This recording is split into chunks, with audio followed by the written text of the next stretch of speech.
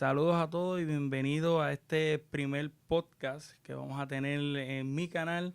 Mi nombre es Héctor Rosario y estamos aquí con el representante por acumulación, Manuel Natal. Manuel, cuéntame cómo se encuentra hoy. Un placer, gracias por la oportunidad y me alegra formar parte de este nuevo espacio para, a través de las redes sociales, poder conversar con el público y con muchas personas sobre temas de importancia en el país. Estoy muy contento de estar aquí. Claro, gracias por darme esa oportunidad y ser mi primer invitado. Pues me encantaría y qué bueno, y te deseo mucho éxito en este nuevo proyecto. Claro que sí, claro que sí. Vamos a hablar un poquito acerca de ti. ¿Cómo fue tu niñez? Mi niñez, pues bien, mira, yo soy el mayor de tres hermanos. Okay. Tengo dos hermanos varones más, Ricardo y Eduardo. Eh, Mi familia es toda de Ciales, del pueblo de Ciales, pero yo me crié en el área de San Juan, en algunos momentos en el área de Guaynabo. Y nada, fue una niñez de una familia trabajadora que yo vi como mi vida fue cambiando, producto de los estudios y del trabajo de mis padres. Eventualmente, pues vi como las oportunidades que quizás yo no tuve, mis hermanos poco a poco pudieron comenzar a tenerlas. Y nada, una niñez en familia, metidos en las canchas de baloncesto, con 20 inventos. Bueno, en un principio fue como que en los parques de pelota, en taekwondo, en 20 deportes, porque no daba pie con bola en ninguno, hasta que regresé de nuevo al baloncesto y me quedé ahí el resto de la vida. Y nada, bien en familia y con mucho cariño. Eso es bueno, eso es bueno. En mi caso, yo quería ser astronauta. Ah, qué bien. Yo quería ser astronauta hasta que cogí la clase de física en la escuela Ok, superior. ok. Y el profesor me dijo, mira, si tú quieres ser astronauta, tú tienes que saber algo de física. Claro, Y física no era mi materia no dio pie favorita. con bola. Y yo dije, pues vamos a buscar otra cosa. Pues hice un bachillerato en ciencias políticas Qué bien. y estoy terminando una maestría en gobierno y políticas públicas. Muy bien, muy bien. En tu caso, ¿siempre tuviste interés en la política o...? Pues mira, yo no sé por qué y no recuerdo el momento específico de cuándo ocurrió, pero sí recuerdo que cuando los maestros o las maestras le preguntaban a uno qué uno quiere ser cuando sea grande, mis compañeros contestaban policía, doctor, Sí, lo típico, lo típico. abogado, astronauta, bombero. Y yo decía gobernador de Puerto Rico. Y te voy a decir por qué en ese momento, cuál era mi raciocinio, y te puedo decir ahora cómo me siento sobre eso. En ese momento yo asociaba el servicio público con ayudar a las personas. Y yo entendía que las personas que estaban en el gobierno podían ayudar a las personas de este país. Obviamente, el puesto más alto en el gobierno en este país es el gobernador, Ujú. y por lo tanto, en mi mente de un niño que quiere poder ayudar a otras personas, pues el gobernador es la persona que puede ayudar a la mayor Sí, cantidad de personas. Y por eso respondí en ese momento así. Si me haces la pregunta de adulto, pues te tengo que decir que yo tenía el corazón en el lugar correcto, pero tenía confundido el fin y los medios. El fin no es ocupar un puesto, no ujú, es ser gobernador, no es ser astronauta, no es ser legislador, es lograr unas cosas, es poder ir a la luna, es poder cambiar la vida de otras personas. El medio, pues el medio puede ser como astronauta, como puede ser otro tipo, o puede ser claro. como gobernador, como puede ser como empresario, puede ser como abogado, puede ser de muchas cosas. Y ahora si tú me preguntas adulto, pues yo pienso que yo, como te dije, la razón por la cual contestaba que quería hacer X cosa tenía que ver con la vocación de servicio, y hoy de adulto me doy cuenta que eso uno lo puede hacer de cualquier posición, no necesariamente desde el puesto de gobernador. Así que sí, siempre tuve una inclinación con el servicio público. eh, con el tiempo me fui dando cuenta de por qué, y aquí estoy. Eso es interesante, eso está interesante. ¿Cómo fue tu juventud? Cuéntame un poquito acerca de la juventud. Mira, en mi Sigue siendo casa, joven, sí, sigue caramba, siendo joven, gracias, gracias. pero, pero me No. refiero a esa edad Más de los joven. Sí, 12 en sí. adelante. Pues ya en casa, como te dije, éramos tres. Yo tuve un hermano menor, Ricardo, que mami lo tuvo cuando yo tenía casi 13 años. O sea que fue el último cartucho en Sí. casa. Fue el último intento de tener una nena y no salió, y somos tres varones.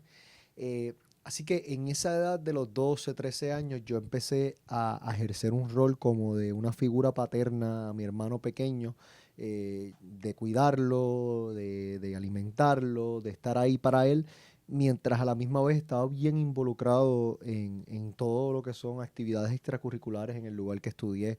Jugaba baloncesto, jugaba voleibol, estaba en 20 asociaciones y grupos. Y mi mamá siempre, pues, una alcahueta, porque estaba carreteándonos para arriba y para abajo, y eso era de lunes a viernes en las actividades de la escuela, de sábado y domingo en los juegos de baloncesto de la selección. Y yo tenía juego en Mayagüez y mi hermano pequeño tenía juego en Fajardo y el del medio tenía juego en Orocovi. Y era ese tipo de situación donde siempre estábamos de un compromiso a otro, pero siempre, siempre ocupados, siempre haciendo cosas constructivas, y en eso yo tengo que darle ¿verdad? Un agradecimiento muy grande a mis padres que siempre eh, entendieron la importancia de no solamente sí que a uno le vaya bien en la escuela en términos académicos, sino de que uno tenga una experiencia más variada, y en eso pues tengo que ser bien, bien agradecido con las oportunidades Estoy que me dieron. escuchando de que practicaste varios deportes. Sí, sí, sí. ¿Cuál de todos esos deportes te gustaba más? El baloncesto, mi hermano, el baloncesto, y yo lo digo, mis hermanos, los dos hermanos son mucho mejores que yo en el baloncesto y llegaron a jugar con la selección nacional de Puerto Rico de su edad y demás. Yo era un bacalao, en comparado con ellos, yo era un muerto. Pero a mí el baloncesto me, yo siempre digo que me dio muchas destrezas que yo he transferido a muchos aspectos de mi vida, incluyendo de mi vida profesional. Particularmente yo jugaba en dos equipos de baloncesto, uno en la escuela y el otro en una selección que yo jugaba. Y, y para que mi equipo de la escuela ganara, yo tenía que meter un montón de puntos. Si yo no metía 30, 30 y pico puntos en un juego, mi equipo no ganaba. En el otro equipo, para que mi equipo ganara, yo tenía que ser un líder repartiendo la bola. Y entonces imagínate tú, vas de un juego que tienes que Exacto. tirarlas todas a otro juego que no se supone que tires porque lo importante... Entonces, siendo la posición que jugaba era point guard, que armador, que usualmente es el jugador más pequeño en la cancha, el jugador que se supone que sea el líder o el coach en la cancha, pues uno desarrolla unas destrezas de liderazgo y demás que yo creo que yo he aplicado en muchos aspectos de mi vida, y ese elemento de competitividad, ese elemento de trabajar fuerte para lograr un objetivo, y creo que le debo mucho, mucho al deporte, y al día de hoy todavía lo practico, porque es una cosa que me apasiona, no porque algún día pudiese haber sido Barea o Carlos Arroyo, sí, y me hubiese encantado. Claro.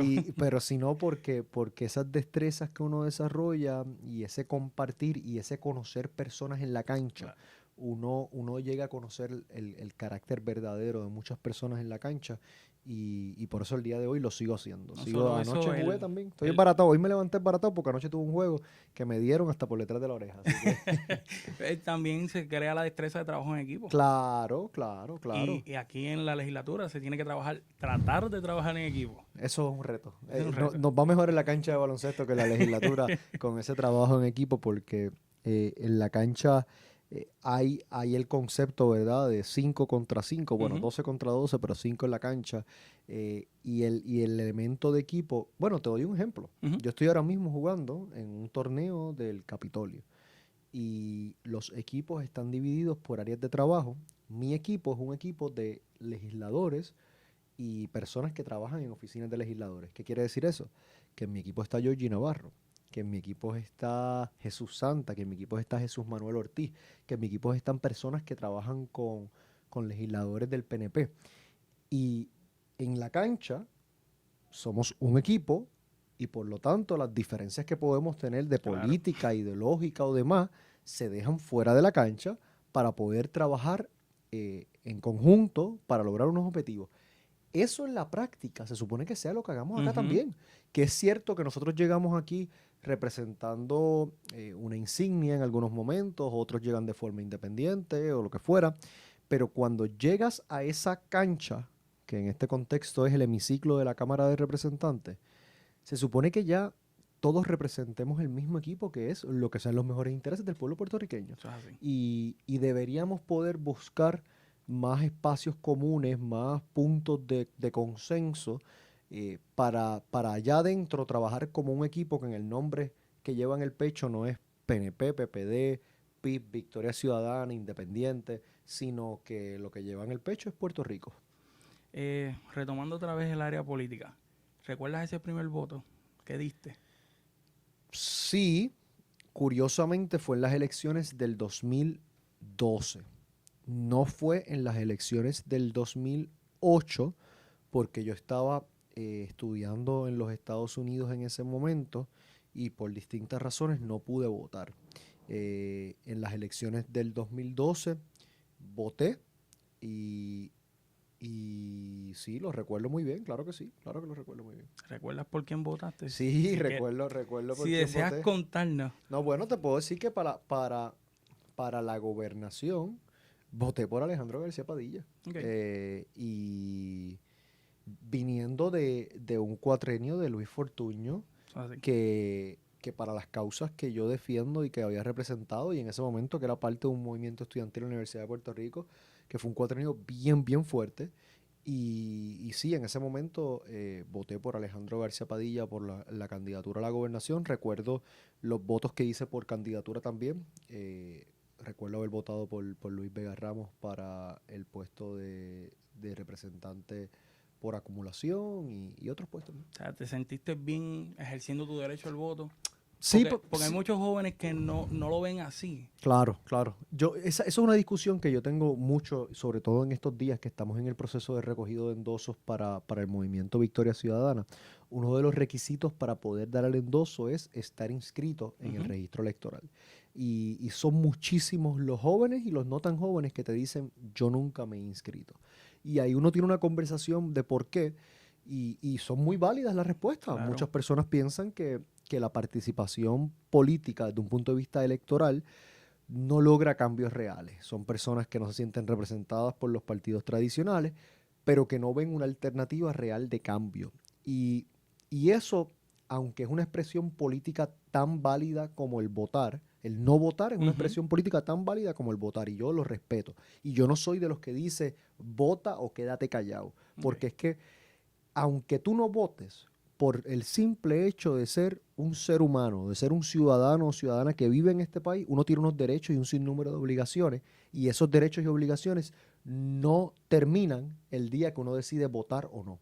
Y por lo tanto, yo creo que toda persona, independientemente de que vote o no, tiene derecho a participar de la democracia, tiene derecho a opinar, tiene derecho a criticar, tiene derecho a proponer. Sobre el caso de los jóvenes en particular, es una situación muy, muy difícil porque las políticas públicas que se están implementando aquí, en este Capitolio, a quien más afectan es precisamente a la generación más joven. Y los políticos que están tomando esas políticas públicas lo hacen sabiendo que ese es el grupo más afectado. ¿Y por qué lo hacen? Porque se recuestan de que precisamente los jóvenes no votan. De que los jóvenes el día de la elección se van para la playa. Y por lo tanto, el hacer política pública que afecta a los jóvenes no le va a tener consecuencias electorales porque ese grupo tradicionalmente no vota.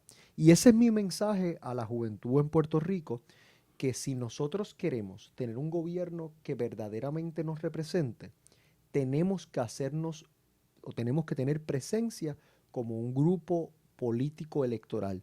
Yo no estoy diciendo que votes por un partido u otro. Yo estoy diciendo que como jóvenes electores tenemos que estar inscritos y emitiendo nuestro voto para que estas personas sepan que si actúan como han estado actuando en contra de nuestros mejores intereses, va a tener consecuencias electorales. Pero es un reto grandísimo y es parte de lo que en este nuevo movimiento estamos enfrentando, sobre todo porque los electores que son más propensos a votar de forma distinta son precisamente los jóvenes y necesitamos que estén inscritos para que lo puedan hacer. Te pregunto, estaba leyendo un poquito acerca de tu biografía, no es mucha, lamentablemente yo digo que los políticos del país, la biografía no le hace justicia a la historia de ellos, por eso es que vengo a hacer este tipo Te lo agradezco la oportunidad. de podcast. Estaba leyendo que tienes un bachillerato en análisis y administración de políticas públicas con concentración en asuntos del consumidor. Cuéntame, ¿en qué consiste eso? Esa historia es interesante porque cuando yo estoy solicitando a las distintas universidades, cuando estoy en cuarto año, el proceso lo hice bastante solo y yo tenía unas universidades en mente que iba a solicitar, obviamente la Universidad de Puerto Rico.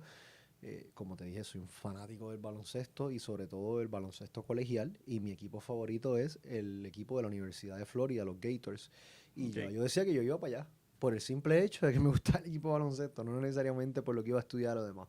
Y alguien me recomendó ciertas universidades, una de ellas la Universidad de Cornell, que solicitara. Y yo dije, pues vamos a solicitar. Cuando yo lleno la solicitud, mi inglés no era necesariamente el mejor y adicional a eso, como te dije, la solicitud la estaba llenando solo y estoy viendo la solicitud y dice College of Human Ecology, College of Arts and Science, College of this, College of that y yo, pero ¿y qué es esto? Yo lo que quiero es estudiar en la Universidad de Cornell, ¿qué son todos estos colleges? ¿De qué sé yo, caramba? Y dice que tienes que poner uno y yo, bueno, yo no sé. Y de momento veo esto que dice Policy, Analysis and Management y yo en el inglés masticado que tenía en aquel momento, con mi conocimiento un poco limitado, policy. Pues eso se tiene que, eso se traduce a política. Y a mí me gusta la política, así que Ajá. policy, ¿ok? Análisis de política, pues eso es lo que yo quiero. Y management, empresarismo. Claro. Pues olvídate, pues es la combinación perfecta. Cuando llegué allá me di cuenta que no era lo que yo pensaba que era. Si yo quería estudiar política, el bachillerato en la universidad se llamaba government. Si yo Okay. quería estudiar administración, el bachillerato en la universidad se llamaba Applied Economics and Management. Lo que yo terminé estudiando, y fue por chiripa, pero qué bueno que pasó, fue lo que es el equivalente aquí en Puerto Rico a una maestría en administración pública. Eso en un nivel de bachillerato con un montón de clases de economía, con un montón de clases de análisis de política pública, no de política partidista, ni de gobierno, ni demás. Y mano, resultó y fue una experiencia única porque tuve una oportunidad de estudiar en una de las mejores universidades de los Estados Unidos con una diversidad brutal, con gente, eh, algunos bien pudientes, otros que literalmente tenía un compañero que los 2 años antes de entrar a la universidad había estado viviendo con su familia en un shelter, en un albergue. Y esa persona estaba sentado 2 sillas después del hijo del CEO de Cruise Line. O sea, que esas dos personas y este jíbaro de Puerto Rico se encontraran en la misma universidad. Decíale. Bueno, sí, imagínate tener esa oportunidad, pues fue algo bien interesante y claro, con mis inseguridades, con mis dudas, con la distancia, con la ignorancia, porque yo solicité una universidad que era en Nueva York y yo pensaba que era en la ciudad de Nueva York y cuando llego estoy allá llegando a Canadá, un frío brutal, un campo brutal, un sitio hermoso, no estoy diciendo que Claro, no, pero claro. eh, solicitan 10 puertorriqueños, cogen 8 de los... No, perdóname. Solicitaron muchos más puertorriqueños. Aceptaron a 10, 8 terminaron yendo y de los 8, 7 eran de las escuelas que uno conoce como las Ivy Leagues de aquí de Puerto Rico, que si San Ignacio, Perpetuo Socorro, etcétera. Y entonces está este muchacho de Espíritu Santo en Atorrey y la gente dice, Espíritu Santo, ¿qué es eso? Así que nada, fue un proceso de adaptación, pero me encantó y tuvo mucho que ver en el servidor público que soy, porque es una universidad que fomenta mucho el servicio público. Y eso, combinado con 3 años en la Escuela de Derecho de la UPR, es una combinación bastante explosiva. A eso iba. En el 2010 estás en la UPR estudiando. Estoy estudiando ahí, mi segundo Surge año. la huelga del 2010. ¿Participaste de ella? ¿En qué consistía esa huelga? Esa historia también es bien interesante porque yo vengo de una universidad como Cornell, que todo funciona, tú sabes, como un reloj suizo. Eso es ahí, Ujú. can. Digo, y había activismo y habían cosas, pero no al nivel de la UPR. Llego a la UPR, el ambiente está tenso, es el cuatrienio Fortuño. Fortuño tiene una agenda bien contra la universidad, de mano dura, de provocación, de recortes. Y uno está viendo eso. Yo ese primer semestre dije, yo no voy a participar de nada, yo me voy a dedicar a estudiar, porque yo estuve 4 años allá en Cornell, que tenía 20 trabajos, que era presidente de 20 organizaciones y era más un estudiante líder que un estudiante del salón de clase. Yo voy aquí a estudiar. Primer semestre me quedo tranquilito, estudio. Viene el segundo semestre y ahí surge la primera asamblea de estudiantes, en donde en un abrir y cerrar de ojos se aprobó un voto preventivo de huelga y unas cosas que yo, que no tenía ninguna experiencia de bachillerato en eso, dije, ¿qué caramba pasó aquí? Pero yo dije, ok, esto es sencillo, la mayoría manda. La mayoría entendió que eso es lo que había que hacer. Yo no estaba necesariamente de acuerdo con eso. Eso fue lo que la mayoría dijo. Vamos a trabajar por eso, vamos a asegurarnos que sea lo mejor posible. Y me presenté a la primera reunión que hubo del Comité de Acción de Estudiantes de la Escuela de Derecho, que eventualmente se conoció como el CAED. Y ahí estuvimos un grupo de estudiantes, me miraron medio raro porque dijeron, adiós, pero ¿y por qué este llegó aquí si este votó en contra de la huelga y ahora nosotros estamos aquí para organizar la huelga? La huelga consistió, y bien en resumidas cuentas, la administración universitaria de entonces quería aumentar los costos de estudios, quería eliminar las exenciones de matrícula a los atletas, a los estudiantes con exención por notas, etcétera, y querían imponer una cuota a todos los estudiantes. Y nosotros y nosotras en ese momento entendíamos que eso iba a representar que menos estudiantes iban a poder ir a la universidad y por eso dimos la lucha que dimos en el 2010, que curiosamente es lo mismo que está pasando en el presente con las propuestas de eliminación de exención de matrícula, aumento de costos de estudios y cuotas para todos los estudiantes. Entras al mundo político. ¿Cómo supiste en ese entonces que deseabas pertenecer al Partido Popular Democrático? La respuesta es posiblemente la misma de muchas personas. Yo en un principio siempre me vinculé o me identifiqué con el Partido Popular porque en mi casa la mayoría de las personas en mi hogar son o eran militantes del Partido Popular. Y una cuestión un poco de tradición familiar.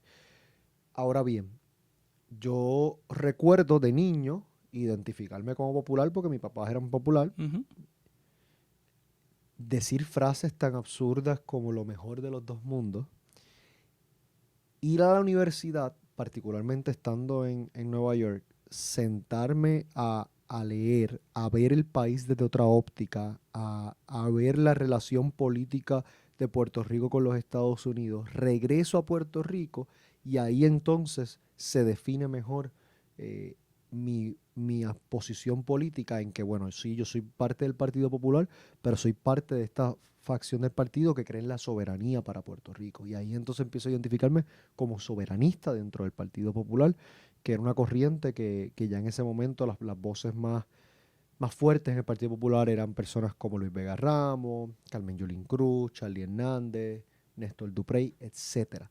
Y ahí entonces que Perdona que te interrumpa. Néstor Duprey fue mi profesor claro, en la Interamericana. La Interamericana. Tremendo profesor. El doctor Néstor Duprey ahora. Así que si nos está viendo, le enviamos nuestro saludo. Claro que sí. Le voy a hacer llegar el podcast, así que claro. quizás esa puede ser una futura entrevista con Néstor. Sería interesante. Para que, bueno, ahí te va a dar una clase de historia. Brillante. Sí, un gran amigo. Pues entonces ahí es que me defino y ya no es solamente de que yo soy popular porque mis papás son populares o demás, sino que yo participo en el Partido Popular y milito en el Partido Popular por estas razones. Y que, bueno, curiosamente son parte de las razones que eventualmente me llevan a salir de la institución por entender que ya no representaba esos principios y esos postulados.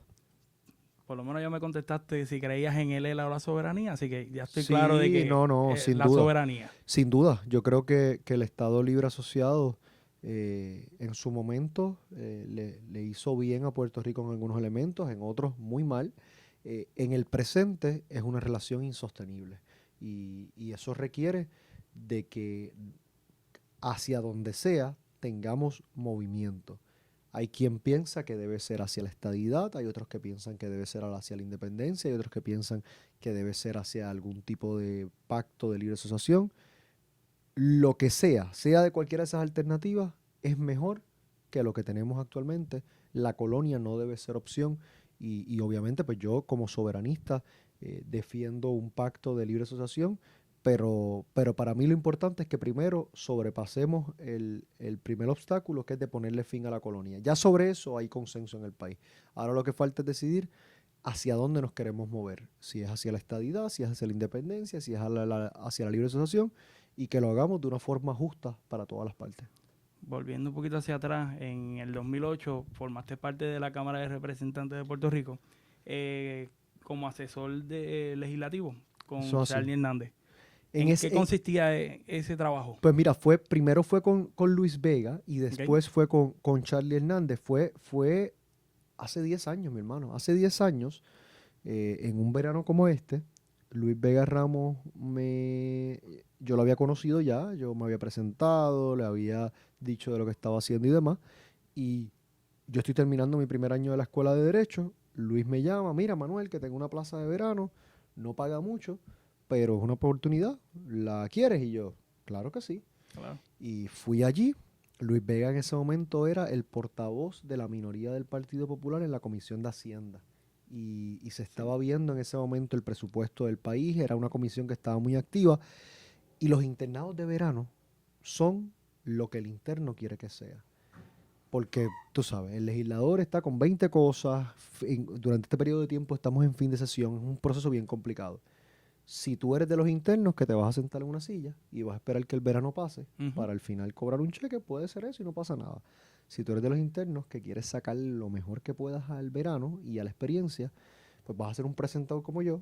Y ese presentamiento me dio una experiencia brutal en el proceso de vistas públicas, en el proceso del presupuesto. Fue un proceso bien interesante. Y bueno, se acabó el verano y Luis me dijo, gracias por tu trabajo. No tengo, ¿verdad? Una oportunidad de que te quedes aquí durante el semestre, así que nos hablaremos luego. Un año, 2 años después, Charlie Hernández, que en ese momento también era representante, él era en ese momento representante por el Distrito 19 de Mayagüez Aguadilla, le surgió una necesidad de un asesor legislativo, ya yo tenía la experiencia de estar en el verano con Luis Vega, y me dio la oportunidad de, mientras estaba en la escuela de Derecho, hacer unas horas acá. Y dale fast forward a ese cassette hasta el 2013, hay un cambio de gobierno, Luis Vega se convierte en el presidente de la Comisión de los Jurídicos y un día me llama y me dice, Manuel, necesito un director ejecutivo para la Comisión de los Jurídicos. Y yo le dije, Luis, eso es trabajo heavy, yo no sé si yo tenga, ¿verdad? La capacidad en este momento para eso, ¿no? Yo confío en ti, tú eres un tipo trabajador, etcétera, vamos para adelante. Y 5 años después que Luis Vega me dio la primera oportunidad en un verano con una plaza de quizás lo que podía pagar era un estipendio de 500, 400 pesos, me dio la oportunidad de dirigir la Comisión de los Jurídicos en momentos en donde se aprobaron proyectos de importancia para el Colegio de Abogados y Abogadas de Puerto Eso Rico, de estaba leyendo, equidad y demás. habían como 10 leyes que participaste. Durante ese proceso, porque recuerda que yo lo que estuve fueron 5 meses como director de la comisión, porque ahí es que surge la vacante de Eduardo Ferrer. Y yo le digo a Luis, yo creo que este es el momento. Si yo no doy este paso al frente, no voy a tener esta oportunidad nunca. Y ahí se dio una dinámica bien chévere y el resto es historia. Estoy aquí como representante por acumulación.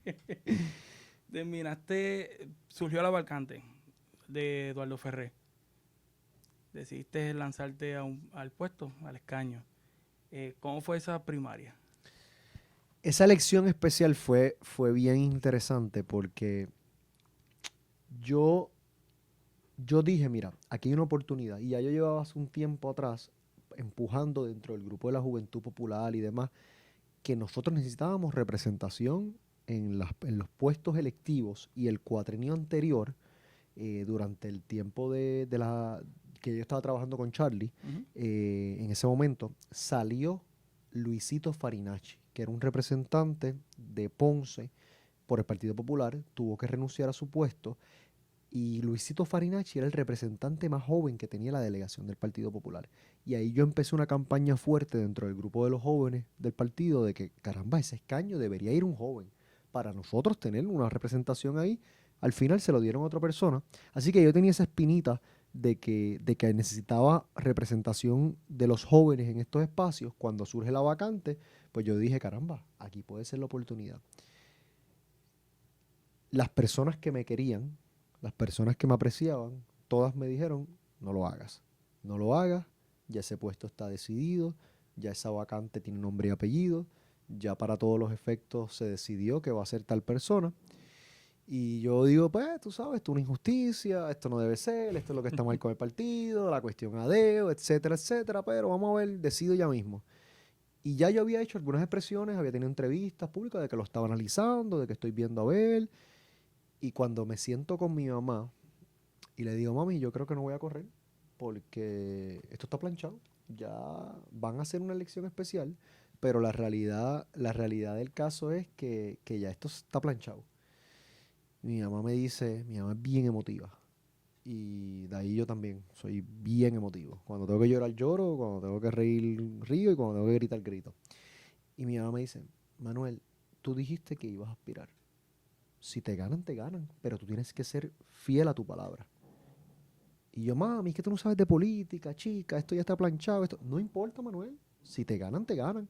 Y yo dije, bueno, pues a la mamá, el consejo que dice la vieja es el que es. Claro, Y yo claro. dije, pues para adelante. Decidí que iba a aspirar. Y fue una campaña bien fuerte, porque desde aquí, desde la misma Cámara de Representantes, estaban llamando, poniéndole presión a los delegados para que votaran de una forma u otra. El gobernador Alejandro García Padilla estaba llamando, ofreciendo villas y castillas, y lo que hicieron fue un overkill. Si hubiesen dejado a la persona correr sola, posiblemente ganaba.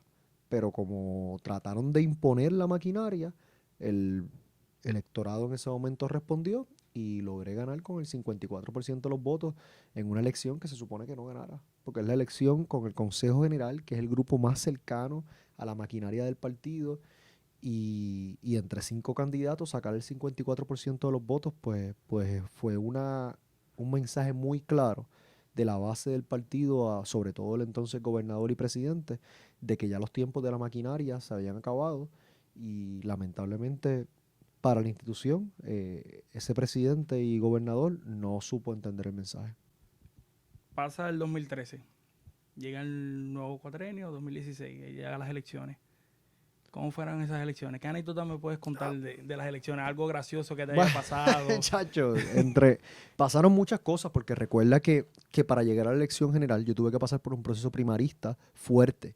En el Partido Popular hubo una campaña muy, oye, vamos a llamarlo por lo que fue una campaña sucia, Ujú. de que votaran por cualquiera menos por Manuel Natal para el puesto de representante por acumulación. Y yo tuve una primaria bien reñida, una primaria donde el gobernador estaba muy metido, exhortando a la gente a votar por cualquiera menos por mí, donde algunos alcaldes estaban con un odio visceral hacia mi persona. Hubo un esfuerzo concertado para tratar de que yo perdiera la primaria. Y eso se vio en las redes sociales, en los medios de comunicación.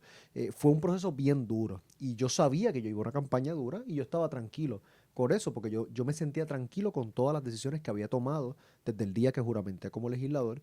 Y, y yo lo primero que hice fue, ok, si esta, y ahí está el elemento de la competitividad, de lo que te hablaba ahorita Del del baloncesto. baloncesto y demás. Yo dije, ok, esta gente vienen a tumbarme la cabeza, una frase que está ahora muy, Muy de muy, moda. muy de moda. Esta gente viene a tumbarme la cabeza. Perfecto. Pues se van a tener que chavar para ganarme. ¿Y qué yo hice? Yo vivía aquí en el Viejo San Juan, entregué mi apartamento, fui, conseguí una cooperativa que me diera un préstamo personal, me metí en clasificados online, conseguí un camper que se moviera, que estaba más o menos, imagínate, el 91, el camper Mm. tenía casi la misma de aquello. Cogí con los chavitos que me sobraron, le puse mi cara por todos lados y dije, esta gente quiere tumbarme, van a tener que trabajar más fuerte que yo. ¿Y qué hice? Me fui a vivir a la calle. En el camper, me fui pueblo a pueblo, todos los días me cogía la noche en un pueblo distinto. Con el camper lo iba guiando yo a veces lo iba guiando otro compañero, otro amigo, otro ayudante, lo que fuera. Y eventualmente se hizo una campaña con la gente. Mientras esta gente estaba allá arriba gastando en anuncios y en el discurso de vota por cualquiera menos Manuel Natal estaba en las comunidades con la gente. Y eso fue un momento bien bonito. Claro, entre historias graciosas y hasta de miedo, pues un camper del 1991 subiendo cuesta y bajando cuesta, pues nos quedamos sin freno bajando de Maricao. Se nos prendió en fuego Wow. el camper en Isabela, Wow. se nos quedó en el área de Trujillo Alto. O sea, cada vez que movíamos el camper para algún lugar algo pasaba.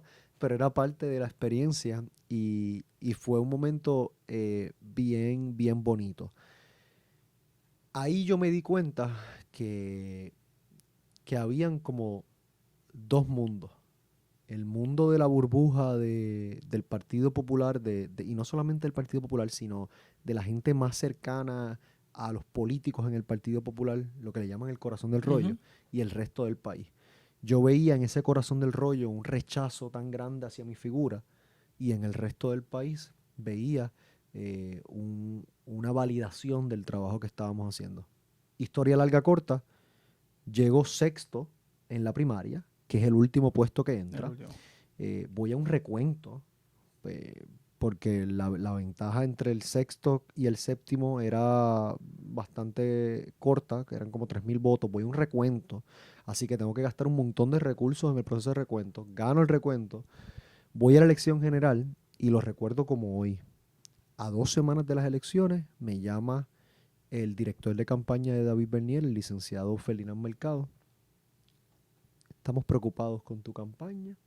Todas nuestras encuestas dicen que te vas a colgar, que te estás peleando la última posición con Jaime Perelló y con Denis Márquez. Tienes una campaña muy floja. Me dicen todas estas cosas. Y yo estoy aquí así, yo digo, anda, pues carajo.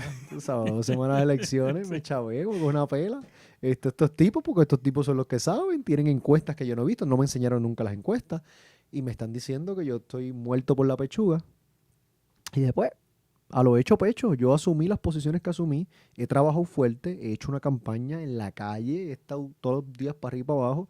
Si la gente no vota por mí, la gente no vota por mí, pero yo me siento tranquilo con la campaña que hice. Bueno, el resultado de las elecciones lo conocemos. No solamente entré, sino que fui el legislador electo por el Partido Popular que más votos sacó en todo Puerto Rico. Evidentemente las encuestas estaban muy, muy mal.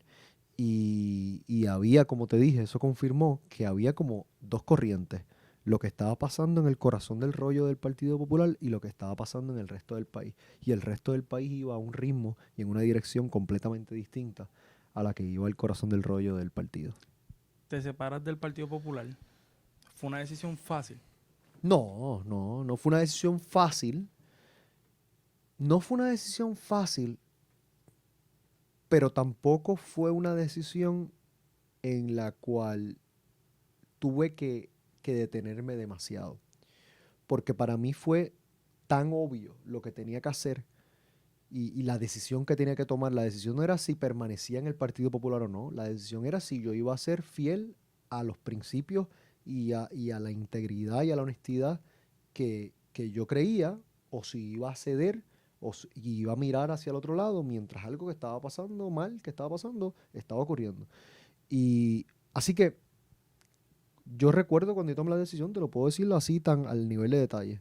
A las 2:00 de la mañana, saliendo del Comité Central del Partido Popular, luego de que se terminara la reunión de la Junta de Gobierno del Partido Popular, en donde se evaluó la solicitud que yo hice de que 2 personas que trabajaron con una firma de cabilderos llamada DCI Group, que le hizo un daño brutal y le sigue haciendo un daño brutal a Puerto Rico, donde yo solicité que esas personas tenían que abandonar sus puestos, la Junta de Gobierno decidió hacerse de la vista larga. No solamente eso, sino que me citaron a una reunión que nunca me citaron y yo me enteré por otro lado, llegué allí, no me dejaron hablar, no me dejaron entrar, me dejaron esperando afuera, sin decirme, mira, no te vamos a atender. Así que yo me enteré que no me iban a atender cuando vi a todo el mundo saliendo de la reunión y dije, pues la reunión se acabó. Así que nunca surgió mi oportunidad de hablar.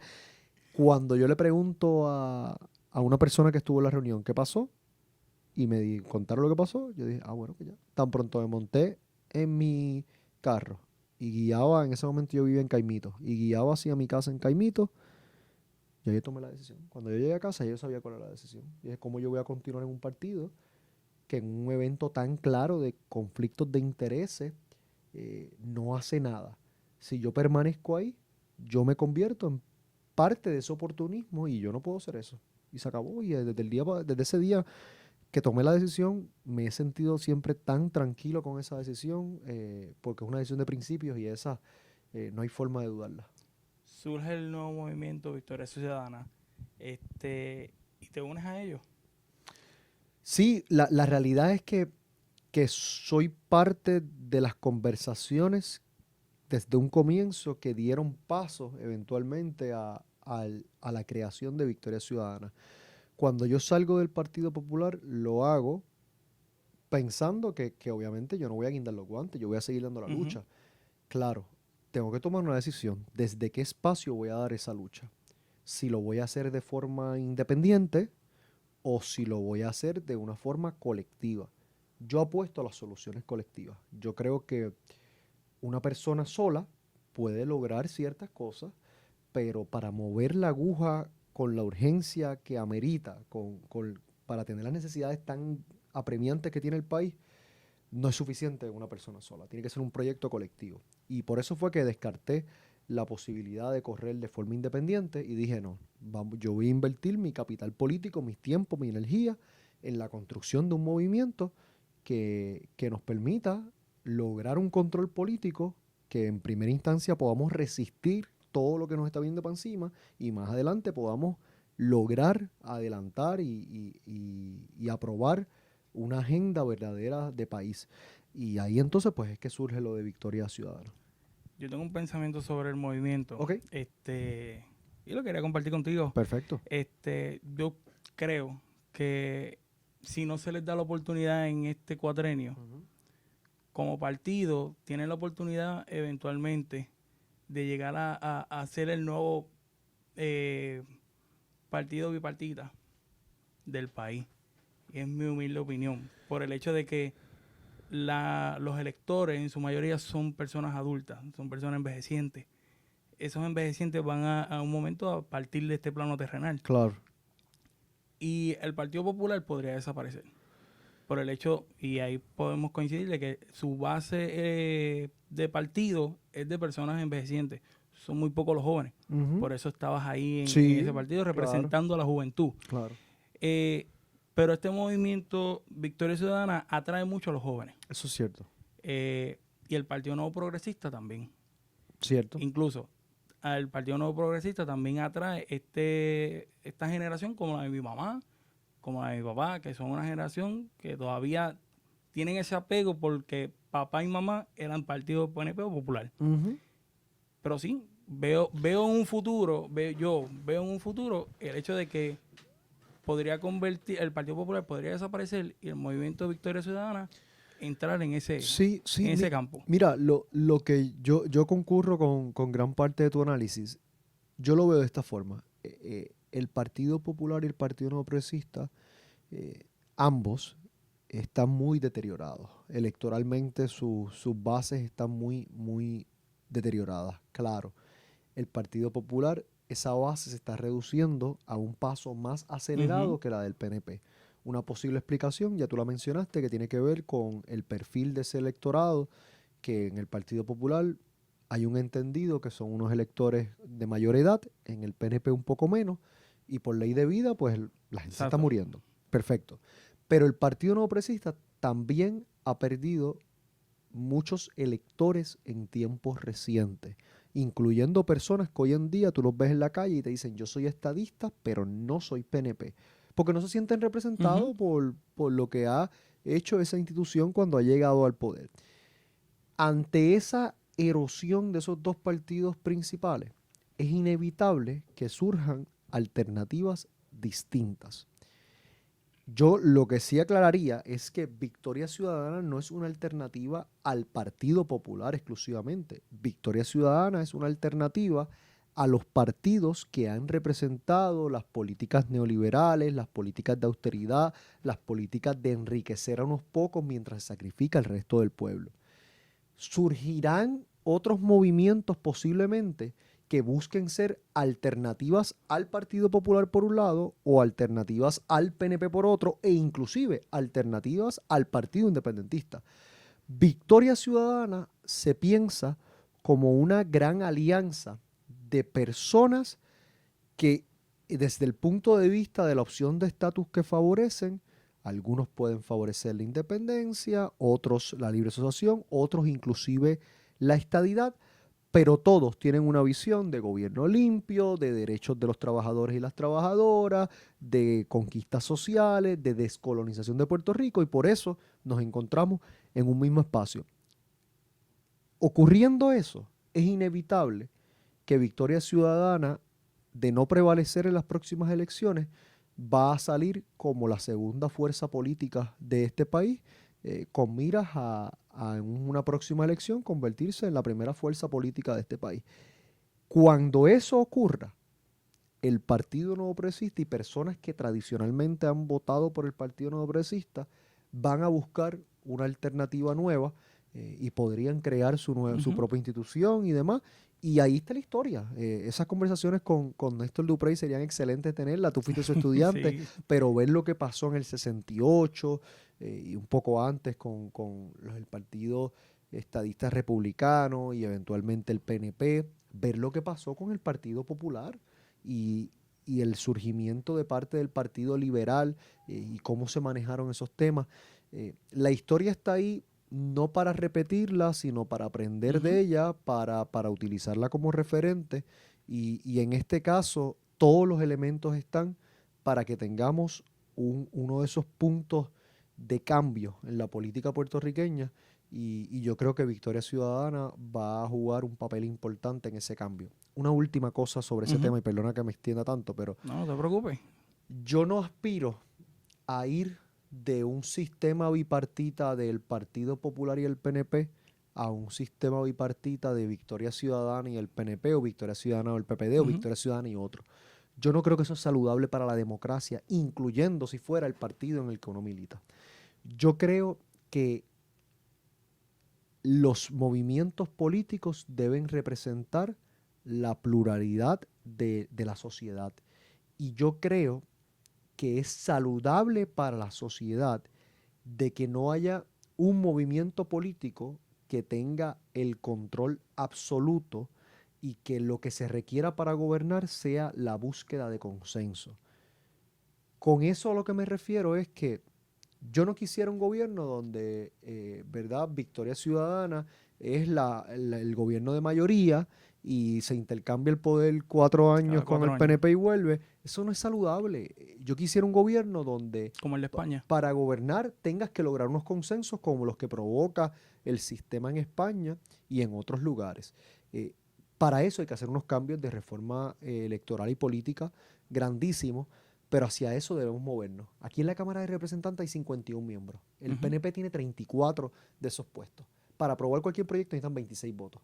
¿Tú crees que al PNP le importa algo lo que tenga que decir un legislador del Partido Popular, un legislador del Partido Independentista o este legislador ahora de Victoria Ciudadana? No, porque no necesita los votos para nada. Ahora, si el PNP necesitara votos del PPD o del PIB o de Victoria Ciudadana para lograr aprobar los proyectos, eso los obligaría a trabajar en consenso, en equipo, exactamente, en equipo. Y bueno, el resultado para el país, desde mi perspectiva, sería mejor que el que tenemos actualmente. Sin decir nombre, ¿ya el movimiento Victoria Ciudadana tiene a alguien visualizado como candidato a la gobernación? No, porque nosotros entendíamos que era importante construir primero una base, un movimiento, y que esa base fuera quien decidiera quién podría ser el candidato o la candidata a la gobernación y a los distintos puestos. No nos parecía prudente que entre un grupo de 10, 15 personas dijéramos, tú vas a correr para acá, tú vas a correr para allá, tú vas a correr para allá. La famosa democracia. Claro, y luego entonces construimos un movimiento alrededor de eso. Eso no nos parece. Nosotros vamos a hacerlo de la forma difícil, pero de la forma que el resultado yo creo que va a ser el más satisfactorio, en donde todos y todas puedan participar y ayudar a escoger quiénes sean los candidatos y candidatas. Y lo que podría pasar, y a eso nosotros apostamos, que van a haber muchos candidatos y candidatas que son personas que quizás el país no conoce, que son gente que ha decidido dar un paso al frente en este momento, bajo este nuevo instrumento, para poner sus conocimientos y su capacidad al servicio del país. Y eso es bueno, hace falta que esa gente dé ese paso. Eso es importante. Vamos un poquito para atrás, vamos a bajarle un poquito a la política. Ok. En el 2016 conoces a tu actual pareja, Alexandra Lugar. Ajá. Cuéntame cómo fue ese encuentro. Bueno, yo lo que te puedo decir es que nada, yo siempre respeté la valentía de la licenciada Lúgaro al dar el paso al frente que dio como candidata independiente de la gobernación. Eh, yo, en las oportunidades que tuve de hablar del tema, fui muy claro que aunque entendía el porqué de ella aspirar a la gobernación particularmente, mi apuesta no era a soluciones individuales, sino soluciones colectivas. Y por eso, ni en aquel entonces ni en ahora, yo creo que los cambios para el país van a venir por un individuo. Hay personas Ujú. que me dicen, Natal, tienes que correr para gobernador, tienes que correr para esto. Y yo le digo, mira, agradecido ¿verdad? Por su consideración, pero esto no se cambia con que simple y sencillamente tengamos a Manuel Natal de gobernador, lo Ujú. que sea. Hace falta un cambio mucho más de colectivo para cuando lleguemos a esas posiciones, tengamos la fuerza para poder lograr esos cambios. Requiere un cambio de pensamiento desde la sociedad. Sin duda alguna, sin duda alguna. Y eso entonces va a permitir que cuando esas personas lleguen a esos puestos, tengan el vaqueo para lograr esos cambios. Pero bueno, así que yo siempre tuve el respeto por la licenciada y nada, tuvimos la oportunidad de conocernos y el resto es historia. Y estoy muy, muy contento de que puedo estar dando, ¿verdad? De lado a lado una batalla con una persona que ama el país tanto o más que yo y que está dispuesta a dar estos sacrificios para que esas próximas generaciones puedan tener un país mejor que el que nos fue entregado a nosotros. Vamos a entrar a temas de preguntas aleatorias. Ok, Zumba. Eh, ¿Tienes amistad con otros políticos de otros partidos? Sí, sí, tengo relación. De que van así, vamos a cenar, vamos a un No, trago. bueno, de que me he dado la cerveza con político de otro partido, claro, y que juego baloncesto con algunos de ellos Claro. también, pero tengo, sí, sin duda alguna, obviamente ahora, ya no siendo parte del Partido Popular, pero pues tengo relación con muchos de ellos y mantengo amistad y algunos de ellos voy a los cumpleaños de sus hijos y demás, eh, pero sí tengo buena relación con algunos de ellos. Hay algunos que yo pues mantengo mi distancia y también es una situación media complicada porque uno no quiere ser un ogro, pero a la misma vez el entablar relaciones personales con personas que después uno tiene que fiscalizar hace un poco más difícil el trabajo.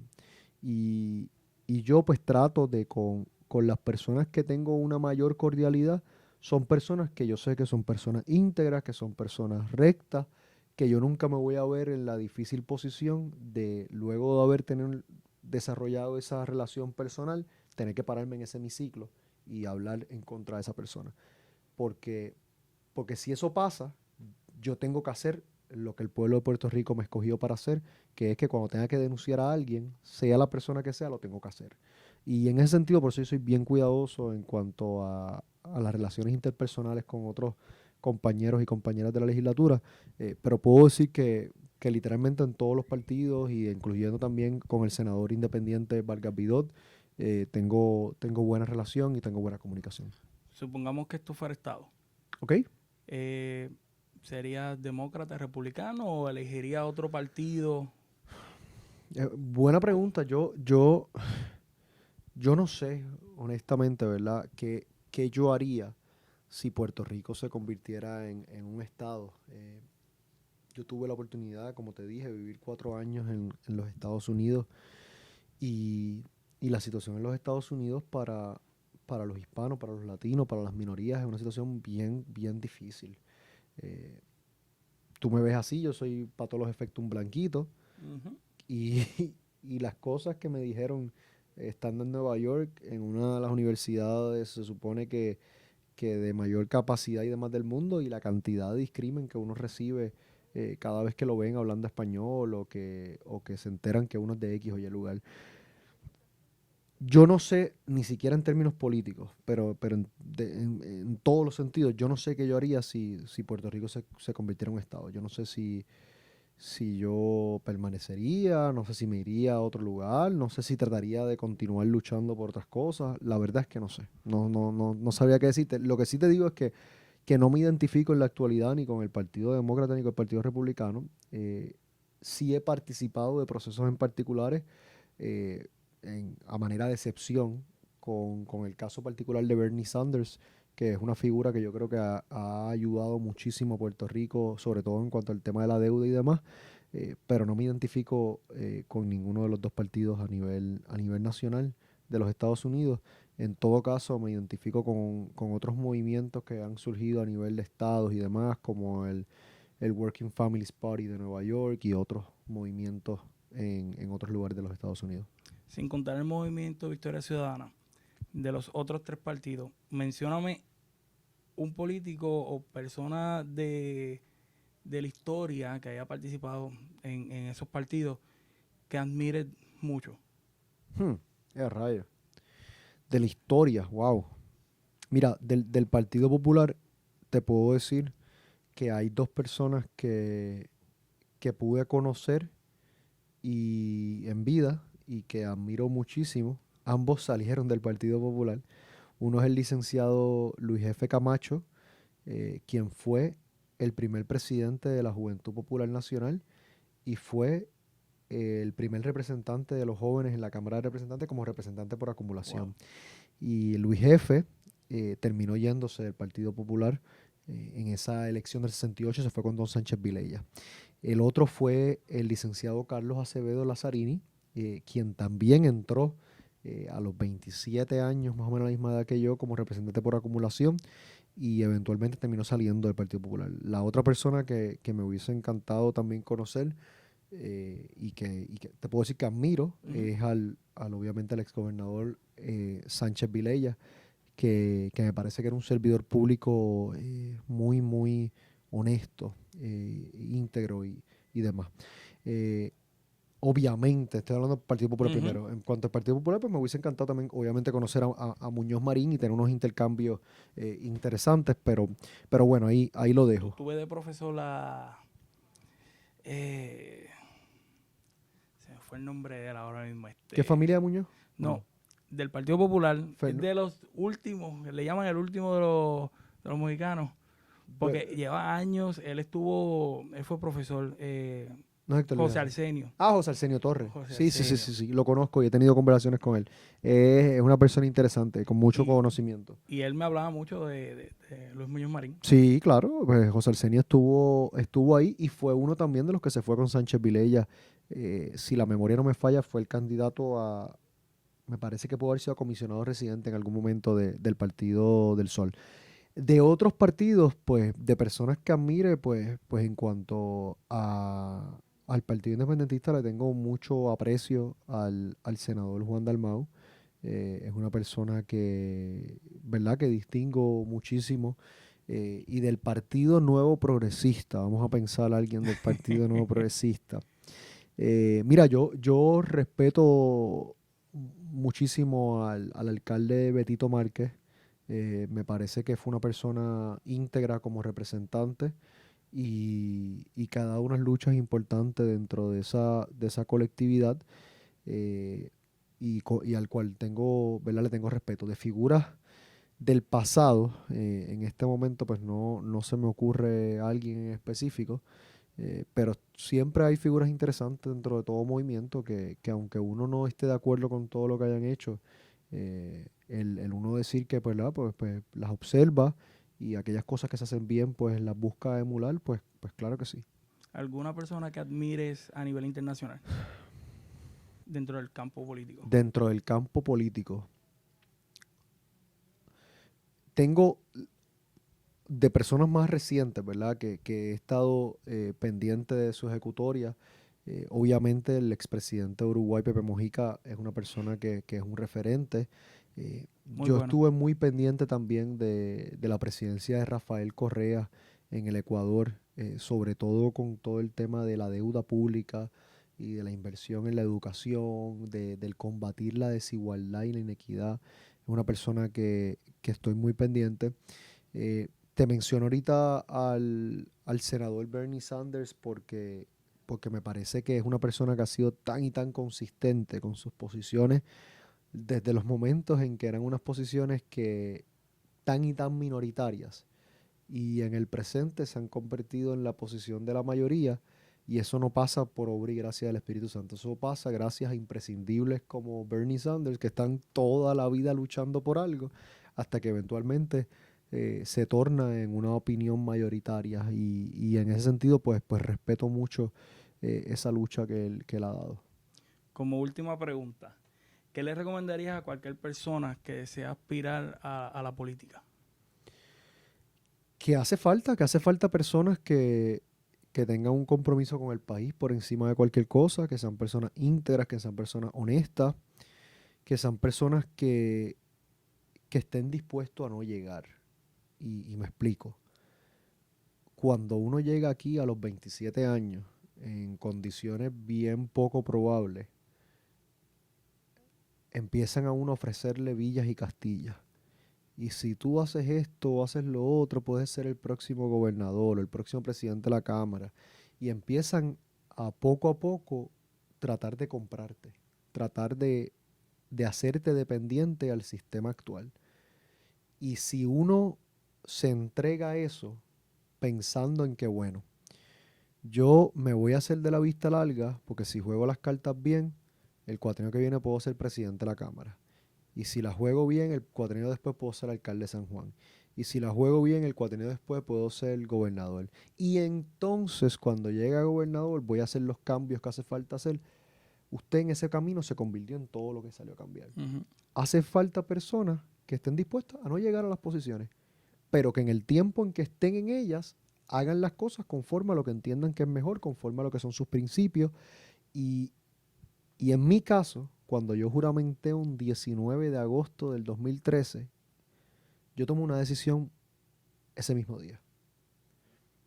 Que a mí no me importaba estar 3 años y medio, a mí no me importaba estar otro término, a mí lo que me importaba era que el tiempo que estuviera yo iba a hacer las cosas conforme a lo que yo entendía correcto. No me iba a dejar comprar, no me iba a dejar manipular, chantajear, no iba a dejar que mis decisiones respondieran a lo que era mejor para mí electoralmente, sino que siempre iba a hacer lo que entendía que era correcto para el país. Y al día de hoy he podido hacer ambas cosas. He hecho lo que he entendido que es correcto para el país y he podido prevalecer en los procesos electorales gracias al voto de mucha gente que se siente representada por las decisiones que nosotros hemos tomado. Y yo lo que le diría a esas personas que están pensando entrar a la política es que lo hagan sabiendo que es un camino duro, pero que hace falta gente buena que desee pasar al frente. Manuel, muchas gracias. Gracias a ti, hermano. Gracias. Espero que se repita. Yo también. Si quieren mencionar las redes sociales. Sí, seguro. Me consiguen en las páginas de Manuel Natal Albelo en Facebook, en Manuel Natal en Twitter, en Manuel Natal PR en Instagram y en Manuel Natal Albelo en YouTube. Y te deseo mucho éxito en este nuevo proyecto. Muchas gracias. Nada, no será hasta la próxima, así que nos vemos. Cuídense.